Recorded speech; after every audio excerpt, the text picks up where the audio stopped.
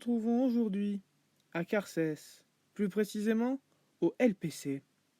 Une école non seulement atypique, car école des climato-sceptiques, elle est première en France.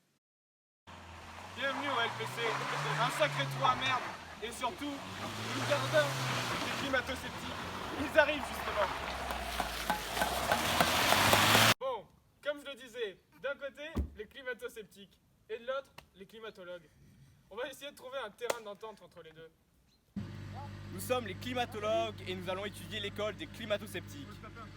Mais une telle école entraîne des divergences d'opinion au cœur des populations. C'est pour ça qu'au LPC, les groupes armés sont nombreux. Je suis au cœur de la garrigue à la recherche d'écolos, une espèce très rare. Je vais maintenant les traquer. Oh, ils sont...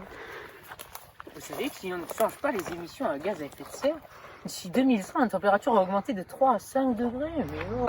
Vous vous rendez compte? Si la température augmente de 3 à 4 degrés, le niveau des océans augmentera jusqu'à 65 Non mais ça cm. sert à rien, en fait on a... Ils ne font que polluer. Qu'allons-nous faire? Parce que les océans viendront nous inonder. On va donc voir les prévisions du GIEC concernant les conséquences du réchauffement climatique pour une augmentation d'1,5 degré à 2 degrés. Concernant une augmentation d'1,5 degré, pour les vagues de chaleur, on aurait une augmentation de 3 degrés. On aurait des risques moins élevés qu'à 2 degrés en pluie torrentielle en hémisphère nord. Pour la perte de biodiversité, on aurait une perte de plus de la moitié de l'habitat pour 4% des vertébrés, 6% des insectes et 8% des plantes. Pour les coraux, il y aurait des pertes de récifs coralliens allant de 70 à 90%.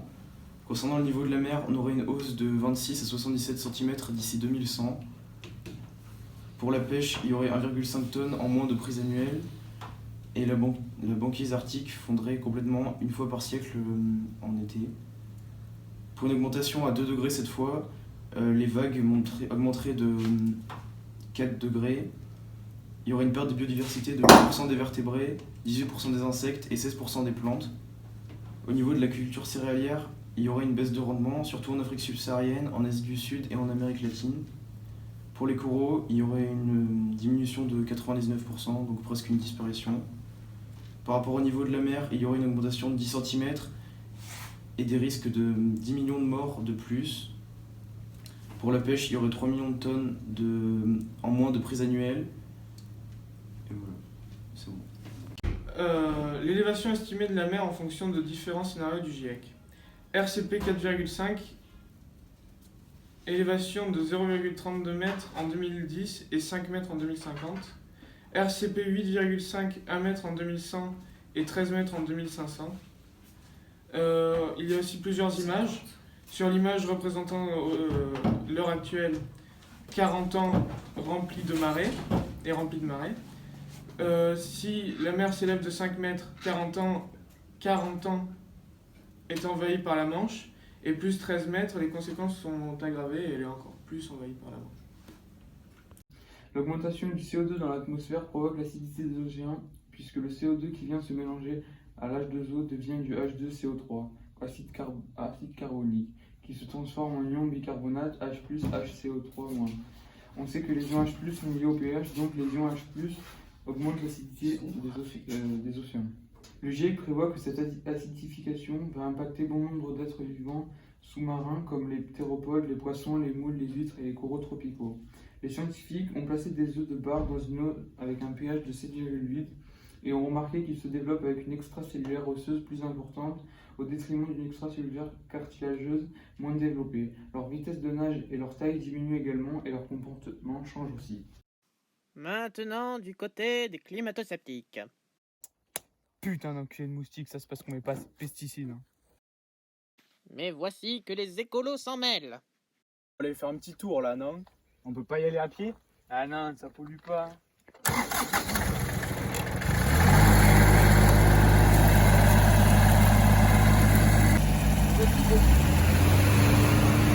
C'est des malades!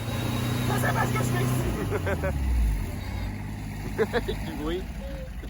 Ah, c'est les aléas du direct! Ouais, les aléas du direct! Le document 3 nous montre deux scénarios prévus par le GIEC, qui sont le RCP 2,6 plus optimiste et le RCP 8,5 plus pessimiste. On observe l'évolution de la température moyenne annuelle en surface pour ces deux scénarios. Le 2,6 nous montre une température moyenne annuelle en surface sur les périodes 1986-2005 où l'on constate que cette dernière est de 0 à 3 degrés, tandis que pour le RCP 8,5, sur la période 2080-2100, la température moyenne annuelle de surface est de 3 à 11 degrés. On voit donc que ce scénario est assez pessimiste concernant la température moyenne annuelle de surface, puisqu'en environ 100 ans, cette dernière augmenterait de 8 degrés environ en moyenne. Le document 5 nous montre l'évolution des zones adaptées à la viticulture en Europe. D'ici à 2050, si jamais le scénario RCP 8,5 du GIEC a lieu, on constate que selon le scénario d'ici 2050, les zones viticoles du sud de l'Europe disparaîtront pour laisser place à de nouvelles régions productrices situées dans le nord de l'Europe, nord de la France, Suède, Belgique. Adieu le Beaujolais.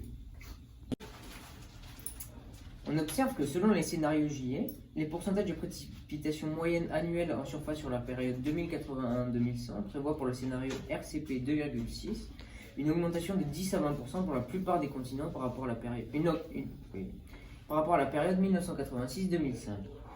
Pour le scénario RPC 8,5, on observe une augmentation de 50% des précipitations aux deux pôles et au niveau de l'équateur dans l'océan Pacifique, de 20% au nord de l'hémisphère nord, au sud de l'hémisphère sud, dans l'océan Pacifique et au Moyen-Orient, et les précipitations devraient diminuer jusqu'à 30% sur tout le bassin méditerranéen, l'Atlantique, la partie de l'océan Pacifique qui borde l'Amérique du Sud, l'Amérique centrale, l'Afrique du Sud et une partie de l'océan Indien au sud-ouest de l'Australie.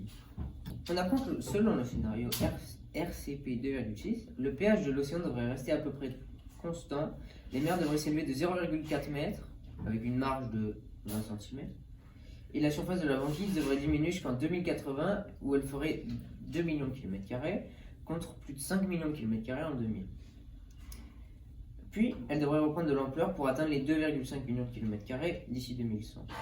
Selon le scénario RPC 8,5, le pH de l'océan devrait passer de 8,1 en 2000 à 7,8 en 2100, et les mers devraient s'élever de à peu près 70 cm avec encore 20 cm de marge, et la banquise devrait disparaître d'ici 2080. Nous retrouvons nos chers compères en plein milieu de la garrigue afin d'assister à un cours du fameux Valentino Vecchio sur qu'est-ce qu'un climato-sceptique. Petit, quand t'as des déchets comme ça là, que tu sais pas quoi en faire, au lieu de les jeter à la poubelle, tu les jettes par terre. Oui. Bon, vous voyez cette arme là, c'est pour tuer les randonneurs, les cyclistes et les écolos comme vous là. La progressive augmentation du réchauffement global de la surface ces dernières années présage, selon les 4 scénarios RCP, un drastique accroissement de la température de la surface dans les années à venir. Alors qu'on ne parle que d'un demi-degré pour le RCP 2.6, cette augmentation pourrait atteindre jusqu'à 4 degrés d'après le RCP 8.5, aux environs de l'an 2100. Le réchauffement climatique peut empêcher la reproduction de certaines espèces.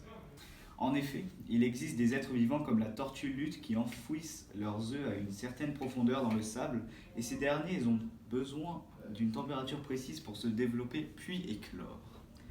Le changement de température pourrait alors avoir des effets néfastes sur leur évolution, voire même empêcher leur éclosion.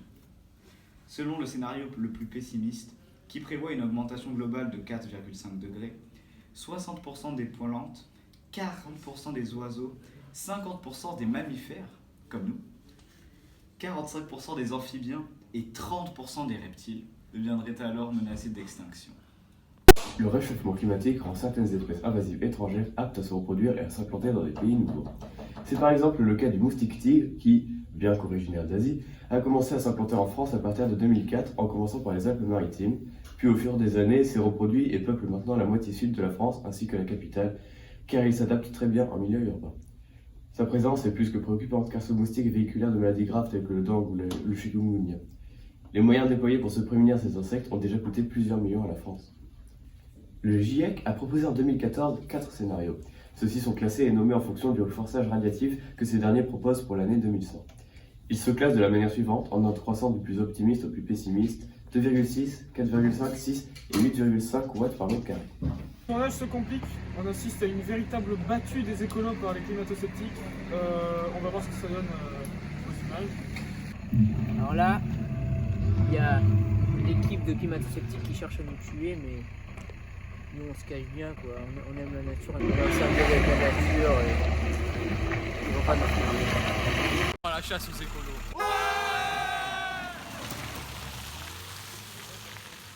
Cela fait maintenant plusieurs heures que nos gardiens de la nature, après des heures de fouilles, ne trouvent rien. Mais contre toute attente, c'est derrière un petit buisson que tout à coup...